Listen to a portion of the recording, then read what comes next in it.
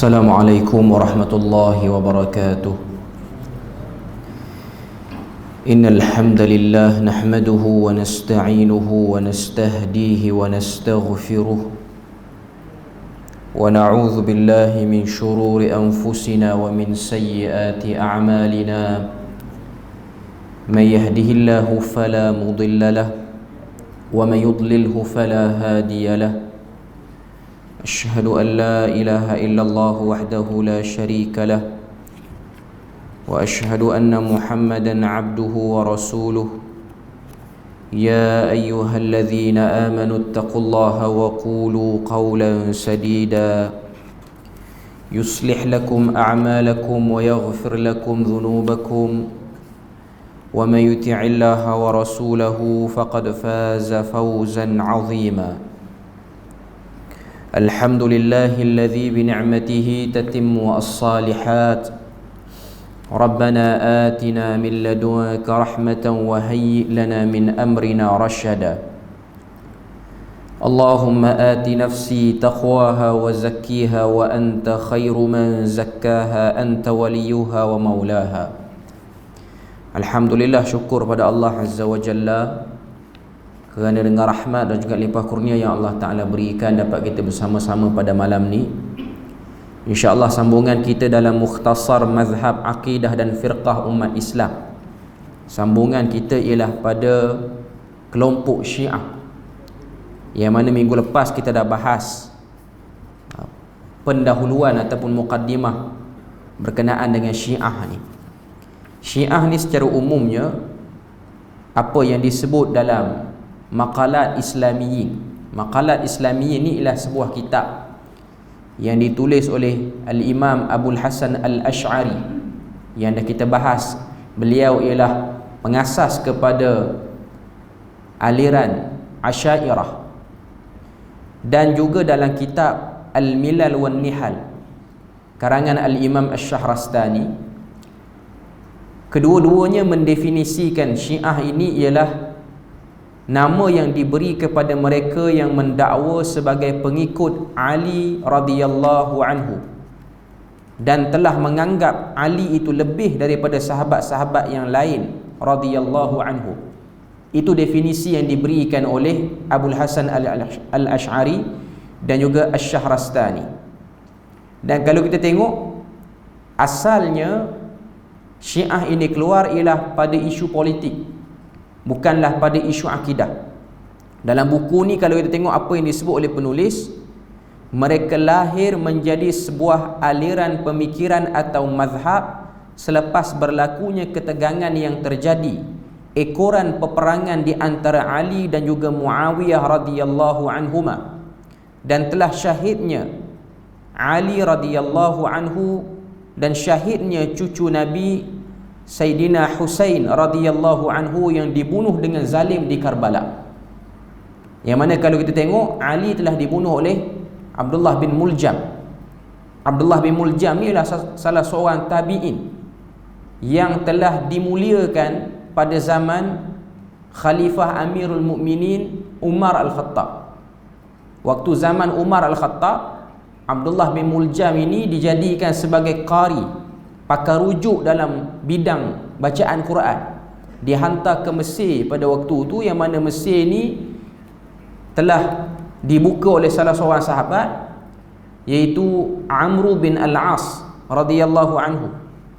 Jadi pada waktu Amr buka Mesir ni, dia hantar surat kepada Amirul Mukminin Umar Al-Khattab untuk hantar satu orang yang pakar Al-Quran, lalu dihantar Abdullah bin Muljam. Cuma Abdullah bin Muljam ni dia berkawan dengan golongan Khawarij pada waktu itu, dan akhirnya dia terkesan dengan pemikiran Khawarij, lalu dia menjadi golongan yang juga memberontak terhadap Ali bin Abi Talib. Sehingga kalau kita tengok, beliau telah pergi daripada Mesir itu pergi ke Kufah semata-mata untuk membunuh Ali radhiyallahu anhu, seorang sahabat Nabi ni. Dan waktu dia bunuh Ali, dia telah membacakan ayat Al-Quran. Dia rasa dia betul. Jadi kita boleh tengok dahsyat dan hebat fitnah ni bila mana terkena pada satu orang, walaupun dia seorang tabi'in yang mana Umar telah endorse dia sebagai orang yang alim Quran. Tapi walaupun satu orang yang alim, dia tak selamat juga daripada fitnah. Jadi bila mana berlaku ketegangan sehingga syahidnya Ali dan juga syahidnya anaknya Husain radhiyallahu anhu yang dibunuh di Karbala, daripada peristiwa itu golongan Syiah itu berkembang. Yang mana kalau kita tengok berlakunya pertembungan di kalangan orang Islam pada waktu itu 3 kumpulan, iaitu kumpulan yang berada di pertengahan, tidak menyebelahi kepada Ali, tidak juga menyebelahi kepada Muawiyah, golongan yang pro kepada Muawiyah dan golongan yang pro kepada Ali. Dan golongan yang pro pada Ali itu ialah asalnya pro pada isu politik sahaja. Sebab tu kita akan tengok antaranya ialah seorang sahabat Abdullah bin Abi Aufa. Dia satu orang yang pro pada Ali bila mana berlaku pertembungan di antara Ali dan Muawiyah.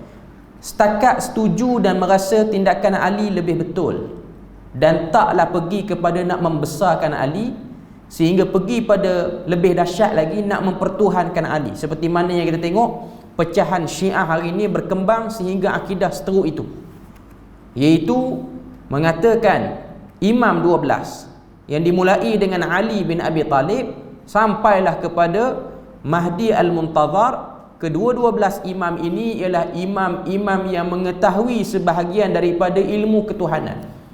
Mereka tahu apa yang akan berlaku kepada sebahagian, apa yang berlaku kepada semua makhluk ni, sebahagian ilmu Tuhan tu ada pada mereka.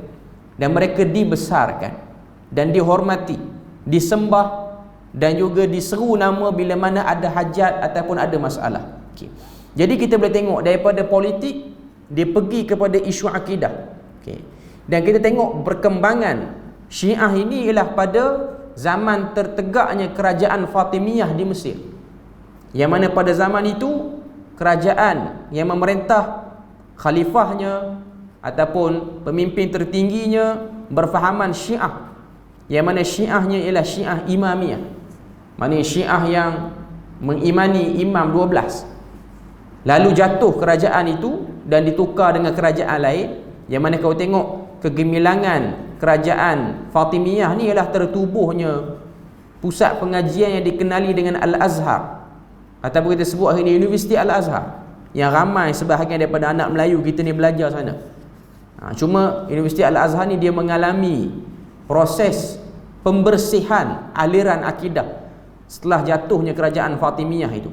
Dan waktu kerajaan Fatimiyah tu tertegak ialah waktu sezaman dengan kegemilangan beberapa buah kerajaan Islam di Nusantara ni. Antaranya ialah kerajaan Pasai ataupun Samudera Pasai, iaitu 3 buah wilayah, Johor, Riau dan juga Lingga. Ini di Indonesia dan juga di Johor.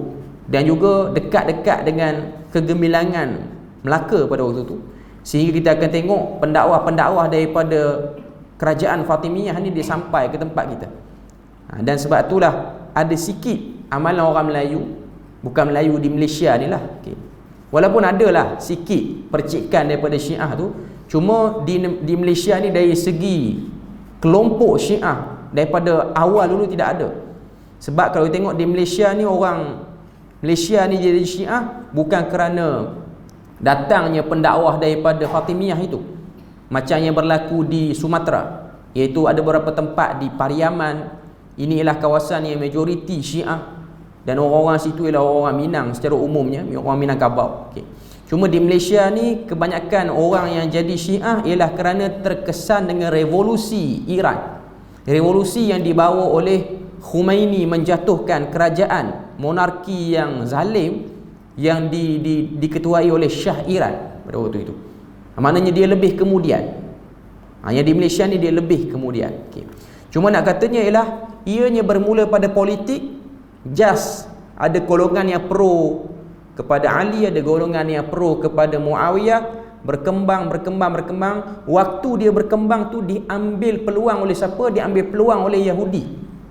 Sebab tu kau tengok dalam sejarah, waktu berlakunya ketidakstabilan politik tu, Abdullah bin Sabah, seorang Yahudi yang berasal daripada Yaman, telah pergi dalam majlis yang mana majlis tu adanya Ali bin Abi Talib, membesarkan Ali sehingga kata anta ilah, engkaulah Tuhan kami.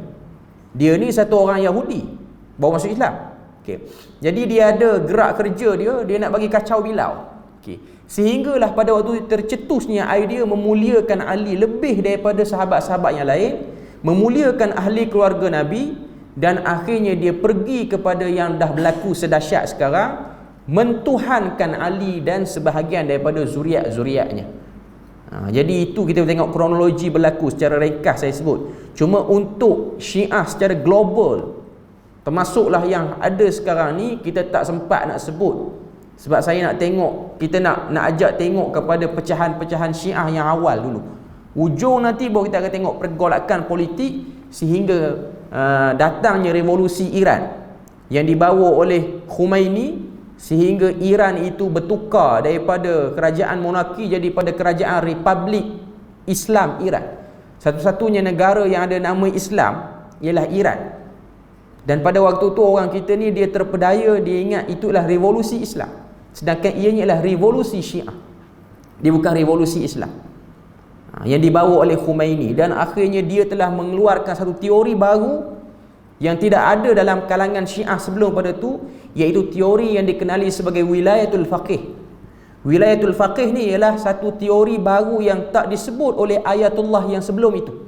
Ayatullah ni ialah ketua-ketua ulama dalam kalangan Syiah, itu gelaran dia orang. Okay. Dan bila mana naik Khomeini, dia boleh jatuhkan Syah Iran, dia buat satu deklarasi kepimpinan di Iran yang tertinggi ialah akan diketuai oleh wilayatul faqih ni. Wilayatul faqih ni ialah imam yang tertinggi, iaitu dia lah. Okay. Yang mana imam ini ialah sab kepada Mahdi Muntazar. Ianya ialah pengganti kepada Imam Mahdi. Sebab orang Syiah dah tunggu Mahdi cukup lama. Daripada zaman kerajaan Fatimiyah duk tunggu Mahdi ni. Dibuat perayaan di satu kawasan nama dia Sardab di Iraq. Ratusan tahun pergi dekat mulut gua tu tunggu dan seru, wahai imam, keluarlah, wahai imam, keluarlah. Dan dia telah berlaku hampir 700 tahun, 800 tahun, sehingga datang revolusi Iran tu, dia punya amalan tu stop. Sebab Khomeini kata, sekarang ni kita dah ada konsep wilayatul faqih.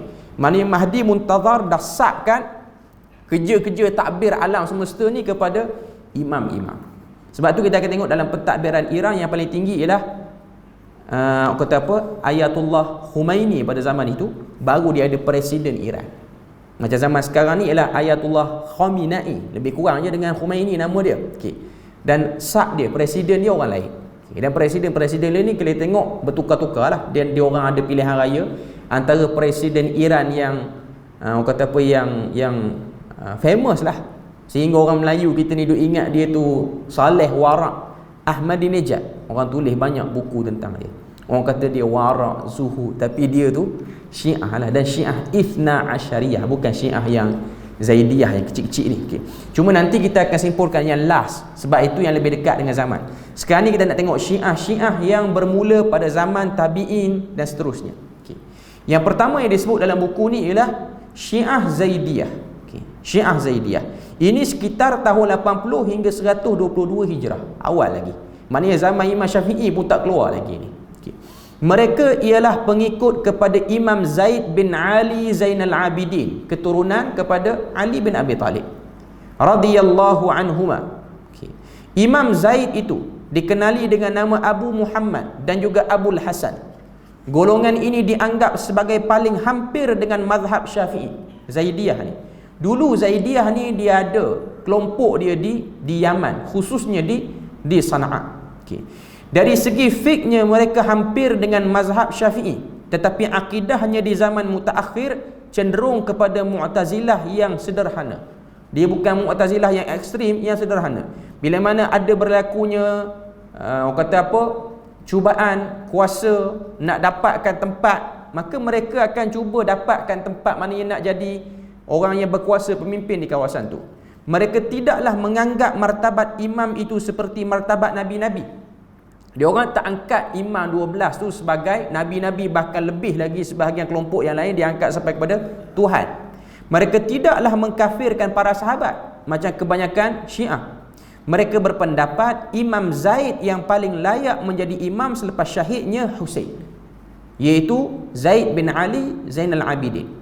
Kemudian kepada zuriat keturunan Sayyidatina Fatimah Az-Zahra radhiyallahu anha, mereka mengiktiraf Abu Bakar, Umar radhiyallahu anhuma sebagai imam negara Islam walaupun Ali lebih layak, yakni orang yang kurang syaratnya boleh menjadi khalifah walaupun ada orang yang paling layak. Ini ideologi Zaidiyah.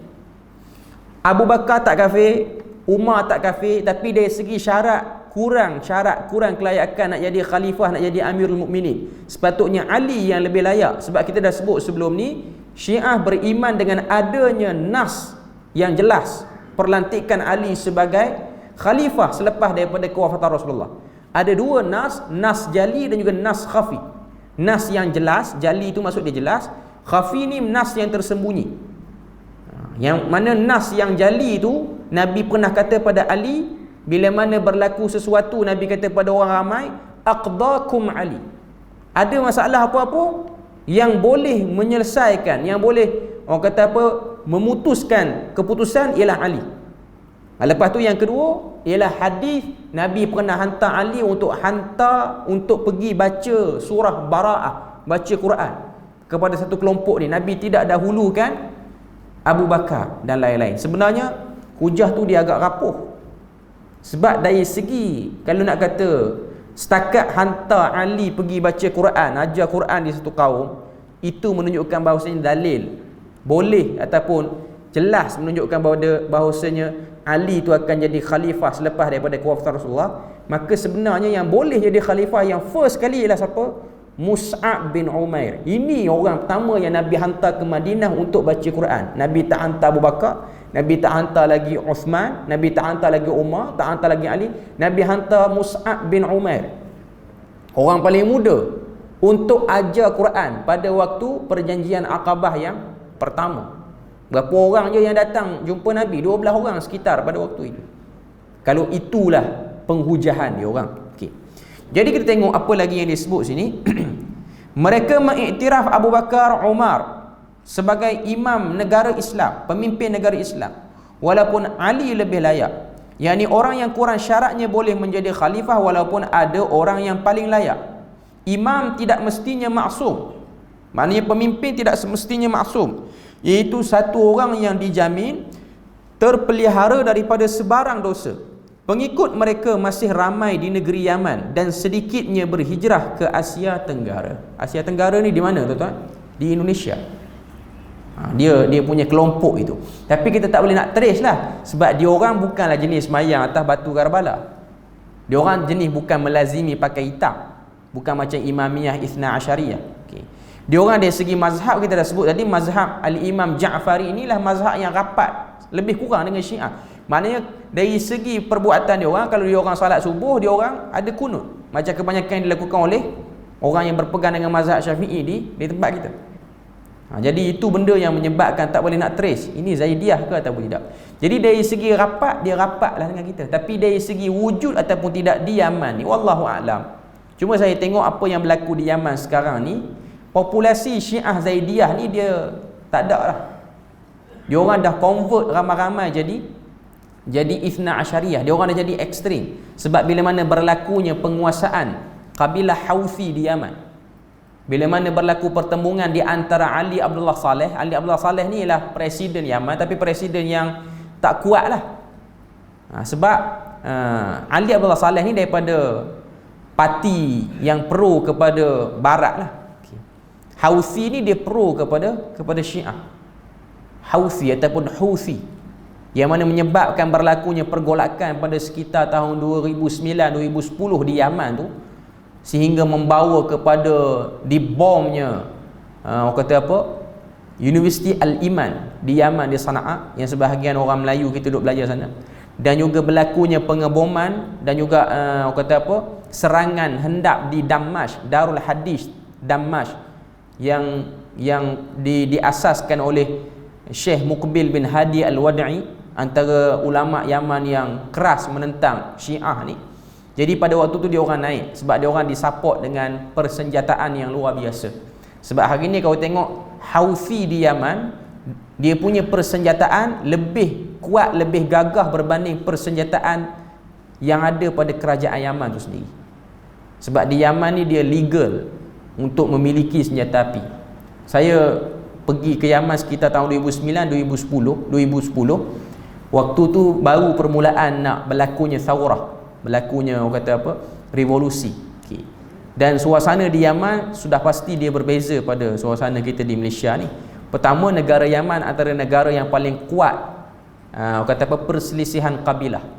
Dia orang masih lagi duduk atas sistem kabilah. Maknanya undang-undang negara, dustur perlembagaan negara, dia orang tak peduli sangat. Kalau kabilah tu kuat, kabilah tu boleh cantas kabilah yang sedang bergaduh tu, maka dia orang akan menang lah. Okay. Cuma Houthi ni adalah satu kabilah yang kuat di sana. Dan dia orang ni memang Syiah dah lama dah. Kita kena tahu di Yaman ni dia ada beberapa kelompok lagi. Dia ada Yahudi di sana. Yahudi yang Arab. Dia bukan Yahudi macam Bani Israel tu. Okay. Dia orang Yahudi yang Arab lah. Okay. Ada di sana. Okay, masih lagi ada. Kabilah-kabilah seperti ni masih lagi ada. Dan dia orang, setiap kabilah tu mempunyai persenjataan lengkap. Dia, suasana tempat kita ni tak ada. Saya nak bagi contoh macam mana. Kita ni orang kampung kita, contoh kampung Binjai ni, orang jadikan rumah Tok Pengulu tu simpan dengan meriam, dengan kereta kebal. Okay. Di Yaman benda tu berlaku. Rumah tu, bawah tanah tu dengan persenjataan. Maknanya kalau berlaku serangan, dia orang akan guna senjata itu. Di Malaysia ni tak ada lah, sebab kita tak boleh simpan senjata api tanpa lesen. Okay. Cuma di Yaman benda tu biasa. Dan senjata api dijual secara biasa di tepi jalan. Kita tengok gerai-gerai tempat kita orang jual makanan di tepi jalan. Begitulah suasana di Yaman, orang jual senjata api di tepi jalan. Itu biasa. Maknanya orang jual peluru ni timbang kilo macam jual kacang. Macam jual kacang di padang besar tu. Gitulah suasana orang jual peluru di sana. Okay, maknanya benda tu biasa. Maknanya granat, bom perangan ni benda biasa lah. Okay, benda-benda yang normal di sana. Sebab bawa senjata tu bukan benda yang diharamkan di sana. Jadi dengan sebab suasana Yaman yang seperti itu, yang agak terkebelakang daripada Malaysia ni, tapi dia agak ekstrim ni, jadi Houthi menguasai. Okay.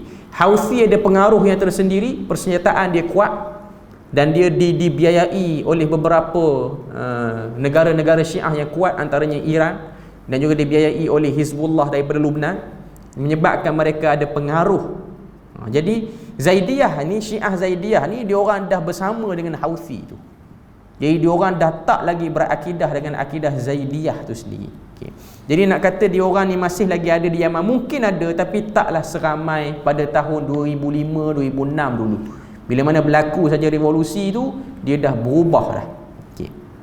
Seterusnya yang disebut dalam ni, Imam Zaid radhiyallahu anhu telah gugur syahid bersama-sama beberapa orang pengikutnya ketika mereka keluar untuk menentang bala tentera kerajaan Umayyah yang menentangnya di zaman pemerintahan Hisham bin Abdul Malik, iaitu pada hari Isnin 2 hari bulan Safar tahun 122 Hijrah.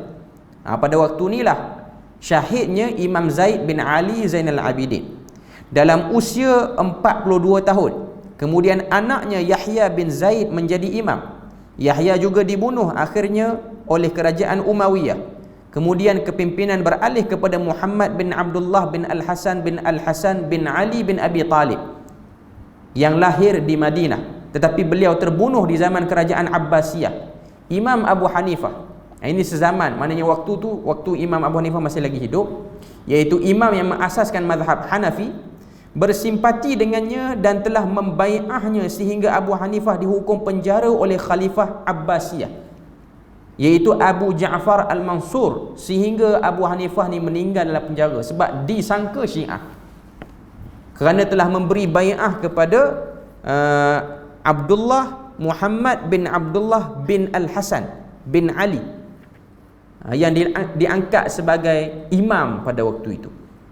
Jadi suasana politik pada waktu tu dia tidak tenang jugalah. Berlaku kekacauan ataupun faktor-faktor dalaman dan luaran yang mengganggu keadaan orang Islam. Okay. Kemudian pengikut mazhab Zaidiyah telah berpecah kepada 3 mazhab. Okay. Daripada Zaidiyah tu dia jadi 3 pula. Apa dia? Al-Jarudiyah, kemudian As-Sulaimaniyah dan juga Al-Batriyah. Ini 3. Daripada Zaidiyah tu dia jadi 3 ni. Pertama Al-Jarudiyah. Selepas daripada Imam Abu Hanifah tu bai'ah, dia pecah jadi 3 tu. Okey. Pengikut kepada Abul Jarud. Sebab tu dia namakan dengan nama Al-Jarudiyah, iaitu Sulaiman bin Ziyad bin Abi Ziyad. Dia dianggap telah menyeleweng daripada ajaran Imam Zaid radhiyallahu anhu. Di antara ajaran mazhab ini ialah bahawa Hasan menjadi imam selepas ayahnya, kemudian Husain dengan wasiat daripada Ali. Di kalangan mereka ada yang berpendapat bahawa Imam Mahdi yang zahir di akhir zaman itu ialah Muhammad bin Abdullah bin Al-Hasan bin Ali yang dikenali dengan An-Nafsu Zakiyah, yang dibai'ah oleh Imam Abu Hanifah tadi. Okey. Iaitu yang dibunuh syahid di Madinah di zaman kerajaan Abbasiyah. Sebab tu cerita Mahdi ni tuan-tuan bukan cerita zaman sekarang ni. Orang yang mengaku Mahdi, orang yang diletakkan gelaran Mahdi itu sudah lama berlaku. Maknanya zaman-zaman awal lagi. Okay. Jadi Al-Jarudiyah ni dia orang pro kepada Hasan. Hari ni kalau tengok kelompok Syiah, dia orang banyak sebut nama Husain, dia orang jarang sebut nama Hasan. Sebab dia orang rasa terkilan dengan perbuatan Hasan, iaitu Hasan ni dia berikan tampuk pemerintahan kepada Muawiyah. Sebab tu kalau kita tengok Nabi dia pernah puji, dia pernah kata waktu tu Hasan duduk atas riba Nabi kata, ini anak aku ini akan mendamaikan 2 kelompok yang sedang berbalah, iaitu pro Ali dan pro Muawiyah. Waktu zaman Muawiyah jadi khalifah, pada waktu itu kerajaan Umayyah ni lah, okay. Muawiyah jadi khalifah ni, Hasan pada waktu tu anak Sayyidina Ali ni dia bagi pemerintahan kepada Muawiyah, sehingga orang terkejut. Orang yang pro Ali terkejut. Ini zuriat Nabi Ahlul Bait bagi. Sebab tu kalau tengok Syiah pun dia ada perbezaan. Sebab tu golongan Syiah yang lain-lain, dia orang telah mengeluarkan Jarudiyah ni daripada Syiah. Dia orang tak kata ni Syiah. Maknanya sebab tu kalau kita belajar bab ni, kita akan tengok Syiah sama dengan Syiah ni pun dia orang kafir mengkafir. Bukan isu Wahabi yang minggu lepas aja kafir mengkafir ni. Okey. Maknanya Syiah pun dia ada benda yang sama juga. Sama-sama kelompok ni. Yang ni kafirkan yang ni kata yang ni lembut. Dan semakin moden zaman, semakin berlaku perkembangan pemikiran tentang kelompok Syiah. Sebab tu kita akan tengok sekarang ni Syiah dia ada macam-macam kelompok di Iran hari ni dan juga di Iraq. Antaranya kita tengok adalah Syiah yang beraliran liberal. Yang ni ramai perempuan yang join aliran ini. Syiah. Dia orang Syiah tapi dia orang liberal. Dia orang menentang mut'ah dalam ajaran Syiah. Sebab apa? Sebab suami-suami dia orang ni duk buat mut'ah selalu. Jadi dia orang rasa benda tu tak betul. Benda tu tidak seimbang dalam kehidupan manusia. Itu yang barulah, itu yang fashion barunya. Okay. Kemudian Sulaimaniyah. Sulaimaniyah pengikut Sulaiman bin Jarir Az-Zaidi. Mereka mengisbatkan khilafah Abu Bakar dan Umar, padahal Ali yang lebih layak. Mengecam dengan keras akan Sayyidina Uthman, Aisyah, Talhah dan Zubair kerana menentang Ali karramallahu wajhah. Itu antara yang kita boleh tengok pecahan daripada Zaidiyah, iaitu yang kedua ialah Sulaimaniyah.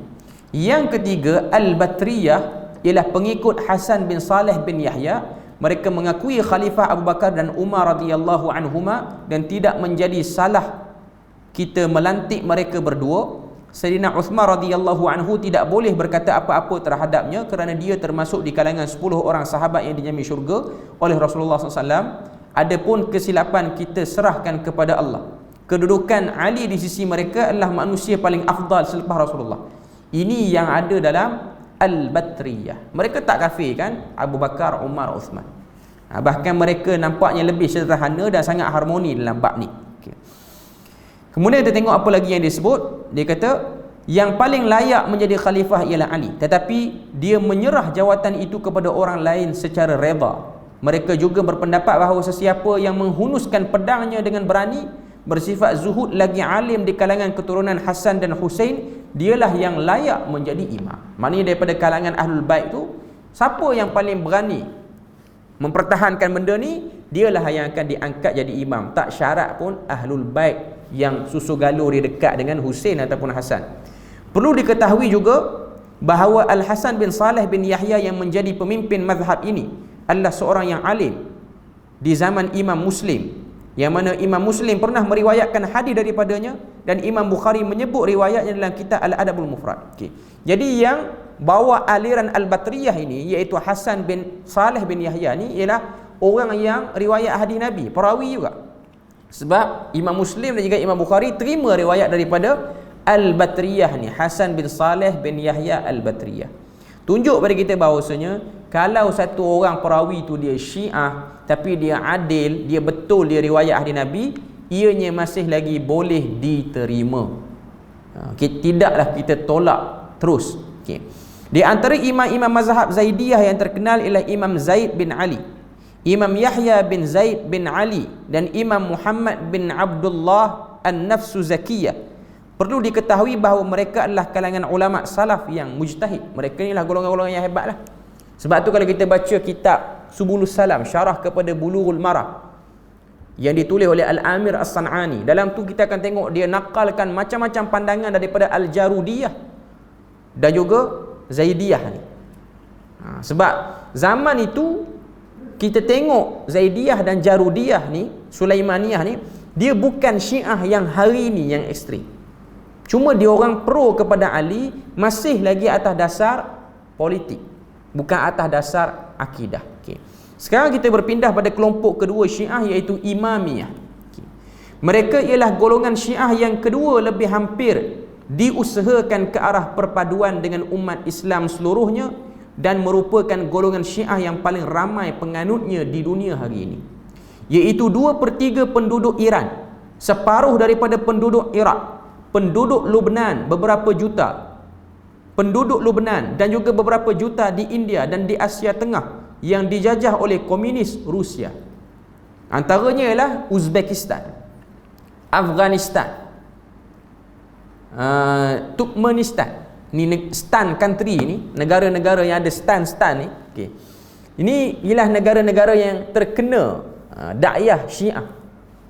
Cuma diorang ni terkesan juga dengan Soviet Union tu. Jadi diorang ada dua, satu Syiah, satu komunis. Yang paling tertutup dalam negara-negara stan ni ialah Turkmenistan hari ini.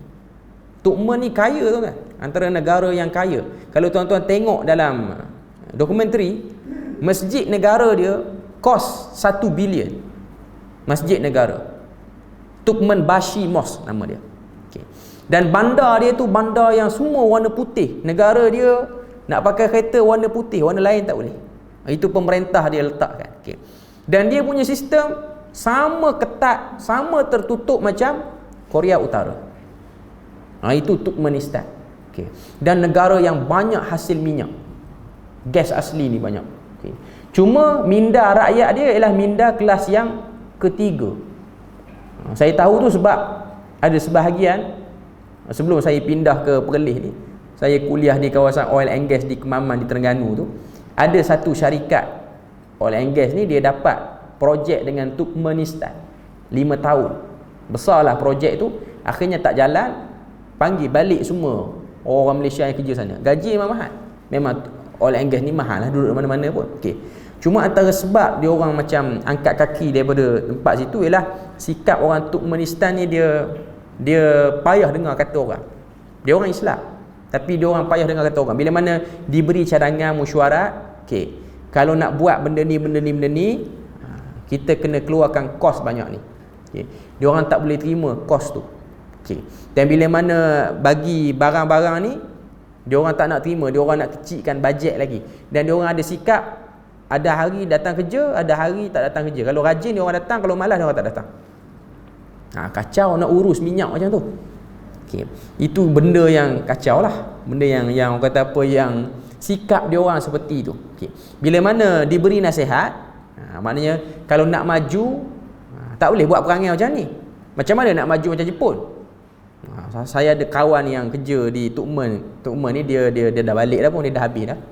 Jadi bila mana kita kata macam mana nak maju macam negara Arab, macam negara-negara yang gergasi lah minyak ni lah, dia manager tu dia boleh jawab, dia kata kita Turkmenbashi ni, Turkmenistan ni bukan nak ikut dia orang, kita nak ikut kita. Kamu tak payah bagi contoh Jepun ke apa, kita tak peduli yang tu. Dia punya kepala dia, okey, urus sendiri minyak kamu. Cuma nak kata negara dia kaya lah. Okay. Dan masjid dia tu, Masjid Tu'man Bashir 1 bilion tu hanya dibuka hari Jumaat sahaja. Belum ada Covid lagi, dah lama dah tutup masjid tu. Okay. Masjid tu hanya untuk bermegah-megah sahaja. Dia tak guna untuk solat 5 waktu ni. Kalau ada kata apa, ada keramaian apa semua, dia gunalah salat. Okay. Dia orang Islam, tapi dia orang Islam yang sangat-sangat gersang pada amalan. Sebab sebahagian pegawai dia orang yang mai khusus di Malaysia ni untuk develop all engage dia orang Islam, tapi dia orang cari Arab macam biasa. Islam, nama Islam, nama Arab. Okey. Solat hari Jumaat je. Ada yang dahsyat lagi, solat hari raya saja. Perangai itu memang ada dah pada dia orang. Cuma itu kesan Soviet Union. Dia orang memang terkesan dengan Soviet Union. Ini negara-negara macam antara yang orang kata apa, yang agak tak terkesan sangat dengan Soviet ni ialah Afghanistan. Dia antara negara yang bekas dijajah oleh Soviet Union, tapi tambah sekarang dia orang dipegang oleh Taliban sekarang ni, maka dia lebih orang kata apa, lebih ada keterbukaan lah. Okay. Sebab Afghanistan ni dia orang memang dia orang Pashtun. Bangsa tu dipanggil sebagai bangsa Pashtun. Bangsa Pashtun ni lah satu bangsa yang tak terkesan dengan penjajah. Dia sikap dia tak terkesan dengan penjajah. Sebab tu kalau tengok, walaupun Soviet Union pegang lama dia orang tak terkesan dengan Soviet. Beza dengan Uzbek dan juga negara-negara macam Turkmen dan lain-lain ni lah. Okay. Afghanistan dia lain. Sebab tu kalau tuan-tuan tengok Afghanistan ni, dia antara laluan mafia dadah Arab yang paling hebat di dunia. Kalah yang Brazil apa semua tu. Cuma satu kecemerlangan lah untuk Taliban dia boleh handle benda tu. Ini tak dapat nafi, walaupun Barat dia cuba nak nafikan benda ni, tapi itu ialah benda kita tengok yang ada pada Taliban pada waktu tu. Okay. Kita bukan nak pro pada Taliban, cuma nak kata ada benda yang Taliban boleh buat pada negara dia. Cuma kita tak nafilah peringkat awal dia naik tu dia macam jelapak sikit, dia macam kira nak merentah je, dia pergi serang habis orang Pashtun, Hazara semua dia pergi serang mereka. Sebab Afghanistan ni antara tapak agama Buddha yang paling awal di dunia. Kita jangan ingat Buddha ni Thailand, Vietnam, Laos apa semua ni, ataupun Kedah apa semua ni, bukan. Dia patung Buddha tertua di dunia duduk di Afghanistan yang dah dibom separuh oleh Taliban pada tahun bila saya tak ingat. Okay. Cuma nak katanya ini ialah kawasan-kawasan yang Syiah ada jugalah. Okay. Kawasan-kawasan yang Syiah ada. Mereka dikenali juga dengan nama mazhab Ja'fariyah, iaitu dinisbahkan kepada Imam Ja'far As-Sadiq radhiyallahu anhu, yang dianggap sebagai pemimpin besar yang menjadi ikutan, adalah diakui oleh seluruh ulama termasuk juga ulama Ahlus Sunnah wal Jamaah bahawa Imam Ja'far As-Sadiq adalah seorang ulama mujtahid. Imam Ja'far As-Sadiq ni dia bukan Syiah. Cuma dia telah ditunggang namanya oleh Imamiyah ni. Okay. Kaya dengan ilmu, wara', zuhud dan tidak melampau pandangannya, tetapi timbul beberapa pendapat yang bukan daripada pendapatnya selepas beliau meninggal dunia. Maknanya orang duk tala pada dia, kata ini pandangan dia.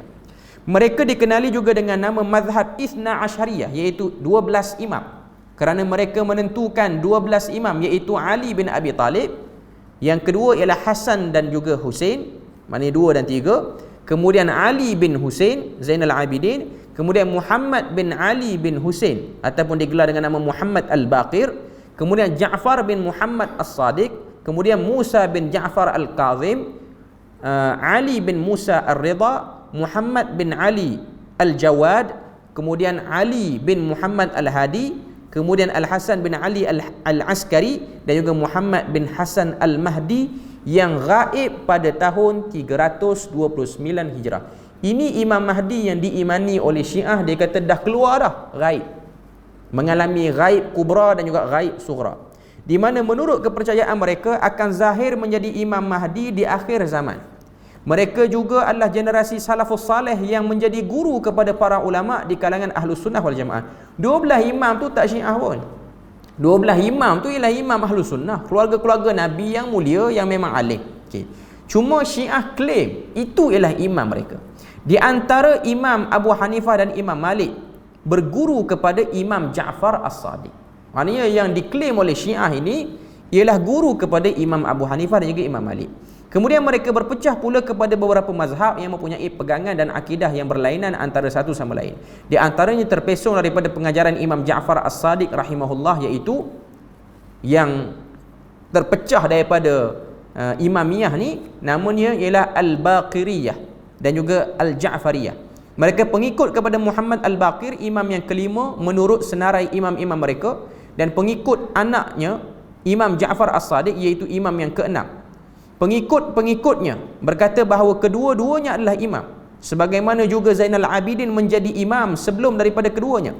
Tetapi di kalangan mereka ada yang berpendapat yang menjadi imam mestilah daripada keturunan mereka berdua. Yang menjadi imam ialah Ali, kemudian dinasabkan kepada Hasan, kemudian kepada Husain, kemudian kepada anaknya yang bernama Ali, kemudian kepada Al-Baqir, dan Al-Baqir masih hidup, dialah yang akan menjadi Mahdi di akhir zaman.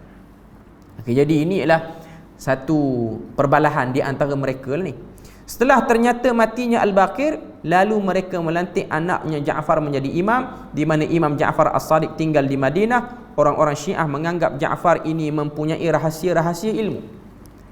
Apa yang ada pada imam-imam Syiah ni? Semua zarah yang bergerak di atas muka bumi ni dalam pengetahuan imam-imam. Maknanya hari ni hujan berapa tetes hujan yang turun di satu kawasan tu pun diketahui oleh imam-imam ini. Ja'far telah berhijrah ke Iraq dan beliau menolak sekeras-kerasnya pendapat yang bercanggah dengan Islam yang diada-adakan oleh mereka yang mendakwa sebagai pengikutnya, seperti hilangnya imam. Maknanya imam tu gaib, berpindahnya roh orang yang sudah mati ke dalam roh orang yang masih hidup. Ini dia panggil tanasukh al-arwah, ataupun dalam Hindu dia panggil reinkarnasi. Dalam Syiah dia percaya adanya konsep reinkarnasi dalam akidah dia orang. Sebab tu ada sebahagian mereka mempercayai imam-imam yang hidup ni, ayat-ayatullah yang ada di Iran ni, mereka juga ialah reinkarnasi kepada imam 12. Sebab tu ada yang mengatakan bahawasanya orang kata apa, Ali itu berubah menjadi harimau. Sebab tu kalau kita tengok kan, jadi singa. Tuan-tuan boleh tengok dalam YouTube ni, bila mana hari Ashura 10 Muharram di Karbala ni, mereka akan buat satu orang pakai pakaian macam singa. Lepas tu dia akan letak atas tandu macam stretcher hospital lah, tapi yang cantik, yang besar lagi lah. Okay. Lepas tu ada satu mayat. Okay. Singa tu pergi menangis sambil katuk kepala ni. Okay. Mayat itu ialah Husain yang telah dibunuh di Karbala. Singa itu ialah Ali bin Abi Talib. Sebab dia orang percaya Ali pada waktu tu telah reinkarnasi, berubah menjadi singa. Maknanya dia masuk dalam badan singa mana, dia pergi menangis tengok anak dia dibunuh pada waktu tu. Ini ada dalam Syiah, ada dalam Hindu, ada dalam kepercayaan animisme orang Melayu kita. Saya dah pernah sebut sini. Antara cerita yang merakamkan reinkarnasi ni ialah cerita bawang putih bawang merah tu. Bila mana mak si putih tu dah jatuh dalam telaga tu, okay, dia percaya mak dia tu jadi ikan kaloi. Okay. Itu contoh reinkarnasi dalam masyarakat Melayu. Itu contoh-contoh dia lah. Syiah lagi banyak lah. Boleh jadi kucing lah, boleh jadi macam-macam. Sebab tu Imam Ibnu Jauzi dia tulis Talbih Iblis, dia jumpa satu orang Syiah duduk menangis depan kucing. Tanya sebab apa menangis depan kucing. Dia kata kucing ni ialah jelmaan kepada mak aku dulu. Dia jadi bodoh sampai tahap tu. Okay. Imam Ali tu sahabat Nabi lah. Maknanya Ali bin Abi Talib sahabat Nabi. Kita boleh tengok dia orang nak angkat Ali, tapi dia orang telah hina Ali tu. Dia orang kata Ali tu ialah singa tu ialah jelmaan Ali. Tak padan satu orang yang disebut sebagai ahli syurga menjelma jadi singa. Okay. Satu benda yang tak memberi manfaat sikit pun. Okay. Tapi itulah yang ada dalam Al-Baqiriyah dan juga Al-Ja'fariyah ini, iaitu perpindahan roh atau kembali semula ke alam dunia setelah mati, menyerupakan Tuhan dengan makhluk, menolak fahaman Mu'tazilah, Jabariyah dan penyelewengan-penyelewengan yang lain, dan melaknat sekeras-kerasnya mereka yang menyeleweng itu, tetapi pengikutnya berpecah pula selepas beliau meninggal dunia. Okay. Kalau kita tengok Imamiyah ni, antara tempat yang orang jarang sebut ialah di Oman. Di Oman, Sultanah Oman. Dia bukan Yaman, negara yang bersebelahan. Oman ni antara negara yang kaya lah. Negara yang kaya, negara yang bersih. Kalau kita tengok ibu negara Oman, Muscat ni, ibu negara Oman ni ialah dapat kata apa, anugerah bandar terbersih di kalangan negara-negara Arab. Maknanya bersih lah. Kita kalau orang yang pernah pergi transit di Oman, kita boleh tengok bandar Muscat ni lah bandar yang bersih. Okay, dan dia duduk di pesisir pantai. Okay. Di Oman ini mereka bermazhab Ibadi. Ibadi ni pecahan daripada Khawarij. Okay. Cuma ada daripada kalangan mereka juga ialah bermazhab Syiah. Ada daripada kalangan mereka bermazhab Syiah dan Syiah Ithna Asyariyah. Sebab tu kalau kita berhenti masjid-masjid di Oman ni, kadang-kadang masjid tu masjid Syiah. Saya pernah pergi ke Oman ni, kita tengok, kita nak cam masjid Syiah ni, kita tengok depan pintu tu dia ada satu kotak tu penuh dengan batu Karbala untuk solat. Maknanya satu orang nak solat nanti, dia nak sujud nanti, dia akan ambil batu tu dia dah proses jadi cantik elok lah. Ada tulisan lagi atas tu, tulisan macam-macam. Okay. Dulu saya pernah jumpa di masjid UIA di Gombak. Ada 2-3 orang lah geng-geng, jadi diselit dekat rak Quran tu. Okey. Maknanya ada lah dalam universiti tu yang berfahaman macam tu. Okey. Cuma nak katanya tak ada masalah pun. Bukan Syiah tak ada masalah, cuma kalau dia buat seorang-seorang, dia tak dakwahkan orang, itu bukan isu dia lah. Okey, kita beri lalu azan tu.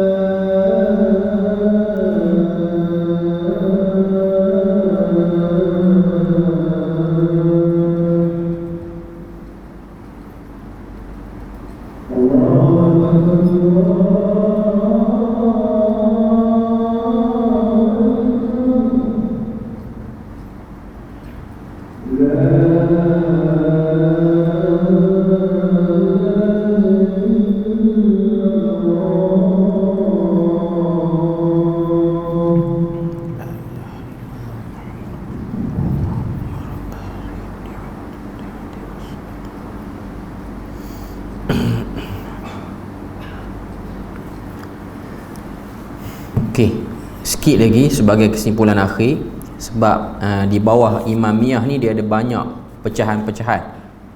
Yang kita dah sentuh tadi Al-Baqiriyah dan juga Al-Ja'fariyah. Ada lagi baki An-Nawusiyah, Al-Aftahiyah ataupun Al-Amariyah, dan banyak lagi lah. Maknanya di bawah Imamiyah ni ada beberapa pecahan lagi. Jadi secara umumnya Imamiyah ni adalah kelompok Syiah yang paling besar dengan berbeza-beza fahaman. Dia macam kita lah, Ahlus Sunnah wal Jamaah itu majoriti, cuma mazhab fiqhnya berbeza-beza. Maknanya negara ni dia cenderung pada Syafi'i, negara ni dia cenderung kepada Abu Hanifah, Maliki dan lain-lain. Okay.